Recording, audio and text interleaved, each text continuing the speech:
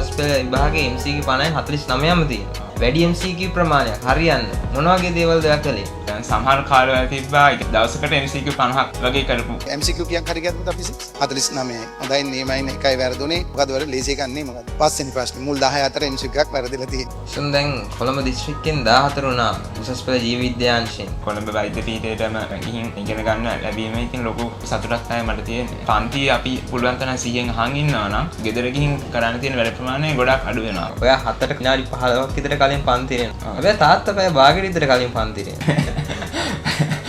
ගොඩක් වෙලාවට මම ක්ලාස් එකට ඇතුළට යනකොට ටියුට් එක අරන් දාගෙන ඉන්නවා ඇතුලේ. මම මෙහෙම ප්‍රශ්නයක් අහුවා. ඔව්. තාත්තට බයයි. බයයි කියන්නේ. තාත්තා ඉතින් අර ටිකක් තදින් කියනවා සමහර වෙලාවට. ඉතින් තාත්තා සේල අමරසේකර විශ්‍රාමික මේජර් ජෙනරල් කෙනෙක්. පන්ති වල හරි ප්‍රසිද්ධයි මනෝමය MC කරන අය කියන්නේ.